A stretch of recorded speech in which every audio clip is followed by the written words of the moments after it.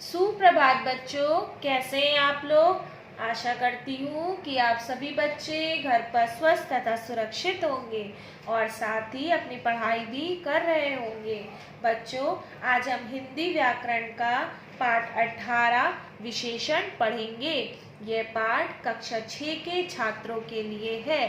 तो आइए बच्चों, हम अपने पाठ को शुरू करते हैं। पाठ 18 विशेषण। बच्चों, सबसे पहले हम देखेंगे विशेषण का शाब्दिक अर्थ क्या होता है। विशेषण का शाब्दिक अर्थ होता है विशेषता बताने वाला शब्द। नीचे दिए गए वाक्यों में रंगीन पदों पर बच्चों अभी आप ध्यान करेंगे, मैं इनको पढ़ूंगी। सभी बच्चे ध्यान से इसे देखेंगे। हमें ताजे फल ही खाने चाहिए। यहाँ पे बच्चों फल क्या है? संज्ञा है। और ताजे क्या है? यहाँ पे हम देखेंगे कि फल क्या है? संज्ञा शब्द है। और यहाँ पे ताजे क्या है? उसकी फल की क्या बता रहा है? विशेषता बता रहा है कि फल कैसे हैं? ताजे हैं। तो हमें ताजे फल ही खाने चाहिए। फल संज्ञा हो गया और ताजे क्या हो गया? उसकी विशेषता। फिर हम दूसरा देखेंगे बच्चों, यह हरा भरा पेड़ क्यों काट रहे हो। यहाँ पे देखो पेड़ क्या है? संज्ञा है, शब्द है। और हरा भरा क्या है? पेड़ की विशेषता बता रहा है कि पेड़ कैसा है? हरा भरा है। पेड़ की ये विशेषता है कि पेड़ जो है वो हरा भरा है। फिर हम यहाँ पे तीसरा देखेंगे बच्चों कि भैया 8 समोसे और 500 ग्राम बर्फी दे दीजिए। यहाँ पे बच्चों समोसे भी क्या है? संज्ञा। कितने समोसे बता रहा है? 8। 8 क्या है? यहाँ पे समोसे की क्या बता रहा है? विशेषता बता रहा है। और फिर देखिए बच्चों यहाँ पे क्या है? बर्फी क्या है? संज्ञा है। बर्फी कितनी? 500 ग्राम। 500 ग्राम क्या है? इसकी बर्फी की क्या है? ये विशेषता है। फिर देखिए बच्चों चौथा, माँ मेरा बस्ता तो बड़ा भारी है। यहाँ पे बस्ता शब्द क्या है? संज्ञा है। और भारी क्या है? इसकी विशेषता बता रहा है कि बस्ता जो है वो बहुत क्या है? भारी है। तो बच्चों यहाँ पे ताजे, हरा भरा, 8, 500 ग्राम और भारी शब्द क्या है? शब्दों की क्या बता रहे हैं? विशेषता बता रहे हैं। अतः बच्चों जो शब्द संज्ञा या सर्वनाम की विशेषता बताते हैं उन्हें हम विशेषण कहते हैं। जिन संज्ञा या सर्वनाम शब्दों की विशेषता बताई जाती है उन्हें विशेष्य कहते हैं। अब विशेष्य क्या है? ऊपर के वाक्यों में बच्चों फल, पेड़, समोसे, बर्फी और बस्ता क्या है? ये विशेष्य है। और विशेषण क्या है? उसकी विशेषता क्या बता रहे थे? फल की विशेषता ताजे और पेड़ की विशेषता क्या है? हरा भरा। और समोसे की विशेषता है 8 और बर्फी की है 500 ग्राम और बस्ता का क्या है? भारी। तो जो शब्द संज्ञा सर्वनाम की विशेषता बताते हैं उसे विशेषण कहते हैं। और जिन संज्ञा या सर्वनाम शब्दों की विशेषता बताई जाती है उन्हें विशेष्य कहते हैं। अब हम देखेंगे बच्चों विशेषण के भेद, मतलब विशेषण कितने प्रकार के होते हैं। विशेषण 4 प्रकार के होते हैं। पहला गुणवाचक विशेषण और दूसरा है संख्यावाचक विशेषण और तीसरा है बच्चों परिमाणवाचक विशेषण और चौथा सर्वनामिक विशेषण। तो सबसे पहले हम देखेंगे गुणवाचक विशेषण।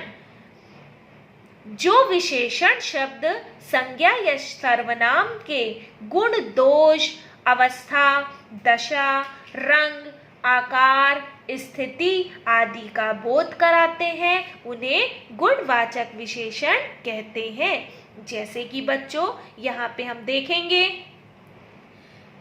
दुल्हन लाल जोड़े में सुंदर लग रही है। यहाँ पे क्या है बच्चों? दुल्हन क्या है? लाल जोड़े। लाल जोड़ा क्या है? इसकी विशेषता को बता रहा है। और लाल जोड़े में दुल्हन क्या लग रही है? सुंदर लग रही है। इसका ये सुंदर क्या है? गुण है। इसके गुण को बता रहा है कि दुल्हन जो है लाल जोड़े में क्या लग रही है? सुंदर लग रही है। जो गुण है इसका वो क्या है? सुंदर। फिर हम दूसरा देखेंगे, अरे कच्चे अमरूद मत तोड़ो। अमरूद क्या है? संज्ञा है। और अमरूद कैसे हैं? कच्चे हैं। कच्चे क्या है? इसका गुण है। जैसे कच्चे अमरूद, पके अमरूद, जो भी हम बोलते हैं, कच्चे, पक्के, खट्टे, ये क्या है? इसके गुण को बता रहे हैं। तो अमरूद कच्चे हैं। कच्चा क्या हुआ? इसका गुण बता रहा है। समझ में आया बच्चों आपको? फिर हम देखेंगे तीसरा, मेरे घर के सामने पीपल का विशाल मतलब बड़ा विशाल वृक्ष है। वृक्ष क्या है? संज्ञा शब्द है। और विशाल क्या है? वृक्ष की विशेषता को, गुण को बता रहा है कि पेड़ जो है बहुत बड़ा है, विशाल है। तो विशाल क्या हुआ? इस क्या बता रहा है? पेड़ के गुण को बता रहा है। तो समझ में आया बच्चों आपको? यहाँ पर बच्चों वाक्य में लाल, सुंदर, कच्चे और विशाल शब्द जोड़े दुल्हन, अमरूद और वृक्ष संज्ञाओं के रंग, गुण, दशा, आकार को बता रहे हैं। अतः ये विशेषण शब्द हैं। अब दूसरा भेद है हमारा संख्यावाचक विशेषण।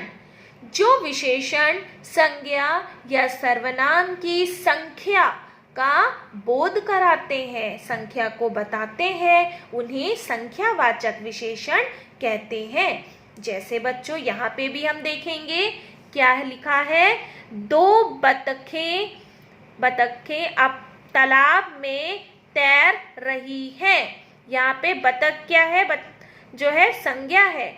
और दो क्या है? इसकी गिनती को, संख्या को क्या कर रहा है? बता रहा है कि कितनी बतख है?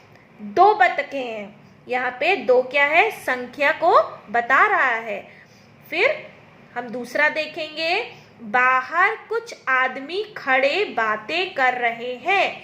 यहाँ पे कुछ शब्द जो आप देख रहे हैं, ये कुछ क्या है? संख्या को बता रहा है कि इसमें मतलब कुछ खड़े हैं। कितने खड़े हैं ये नहीं पता है कि कितने हैं, लेकिन कुछ लोग हैं बाहर। यहाँ पे कुछ शब्द को बता रहा है कि कुछ आदमी बाहर खड़े बातें कर रहे हैं। फिर हम तीसरा देखेंगे, मेरे बगीचे में आम के 3 पेड़ हैं। यहाँ पे पेड़ संज्ञा शब्द है और पेड़ की संख्या कितनी बता रहा है? 3। यहाँ पे 3 आप देख रहे हैं, रंगीन शब्द से आपको दिखाई दे रहा है कि पेड़ की संख्या कितनी है? 3। तो 3 शब्द क्या बता रहा है? पेड़ की संख्या। तो ये क्या हो गया? संख्यावाचक विशेषण है। ये संख्या को बता रहा है। तो बच्चों वाक्यों में 2, कुछ और 3 जो है क्या है? ये संख्यावाचक है। बतख, आदमी और पेड़ की संख्या का क्या कर रहा है? बोध हो रहा है। अतः ये संख्यावाचक विशेषण है। अब हम देखेंगे बच्चों, संख्यावाचक विशेषण के 2 उपभेद होते हैं। पहला है निश्चित संख्यावाचक और दूसरा है अनिश्चित संख्यावाचक। तो हम सबसे पहले देखेंगे बच्चों निश्चित संख्यावाचक विशेषण।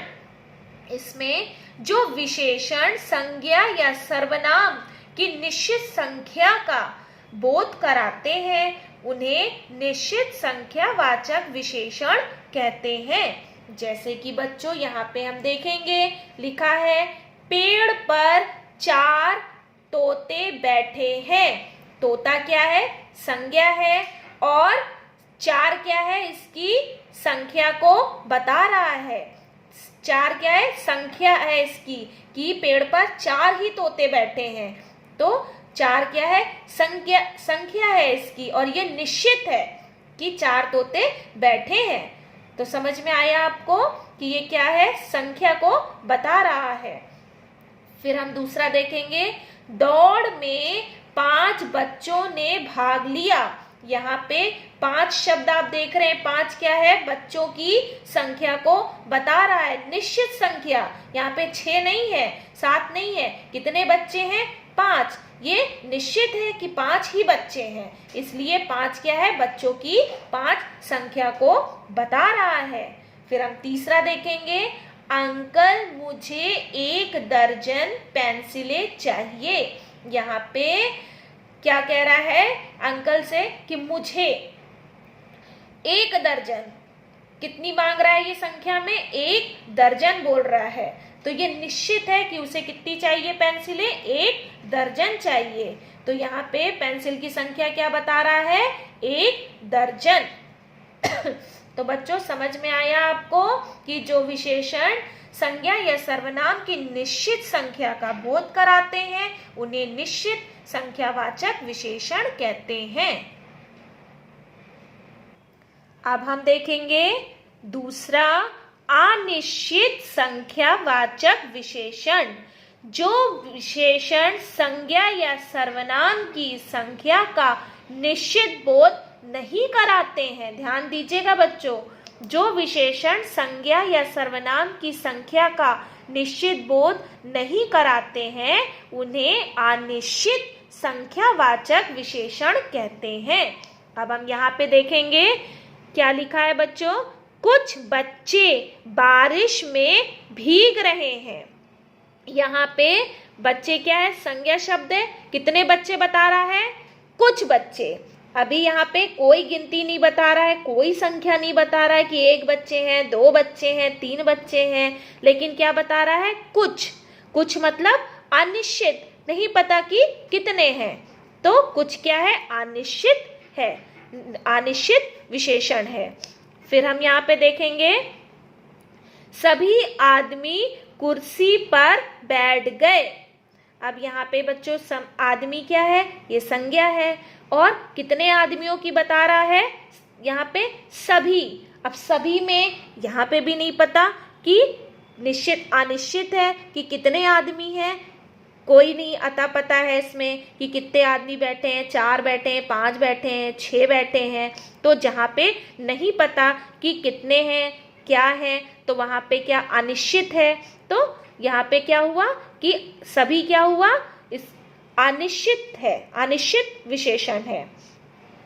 फिर है हमारा मेरी गुल्लक में ढेर सारे पैसे हैं। अब यहाँ पे बच्चों गुल्लक क्या है? संज्ञा शब्द है। और ढेर सारे, यहाँ पे ढेर सारे क्या है? पैसे। पैसे हमारा संज्ञा है। और ढेर सारे क्या है? ढेर सारे क्या हुआ कि पता नहीं कितने सारे। गुल्लक में जब हम पैसे डालते हैं तो हमें पता रहता है कि कितने सारे पैसे? नहीं पता रहता, क्योंकि ये अनिश्चित है। तो ढेर सारे क्या हुआ? अनिश्चित, क्योंकि ये नहीं पता है कि इसमें कितने सारे पैसे हैं। तो यहाँ पे बच्चों जो विशेषण संज्ञा या सर्वनाम की संख्या का निश्चित बोध नहीं कराते, जिसमें नहीं पता कि कौन है, कैसे हैं, कितने हैं, उन्हें अनिश्चित संख्यावाचक विशेषण कहते हैं। बच्चों आज मैंने आपको पाठ 18 विशेषण में विशेषण की परिभाषा बताई और उसके आपको 2 भेद बताए और संख्यावाचक विशेषण के 2 उपभेद बताए, निश्चित संख्यावाचक और अनिश्चित संख्यावाचक विशेषण। अब मैं आपको अभी यहीं तक पढ़ा रही हूँ। इसके बाद अगले वीडियो में मैं आपको इस पाठ के आगे समझाऊंगी। इस पाठ के आगे हम पढ़ेंगे परिमाणवाचक विशेषण। तो जितना मैंने आपको अभी पढ़ाया है इसे आप दोहराएंगे। तब तक के लिए बच्चों इसे ध्यान से पढ़िएगा। धन्यवाद।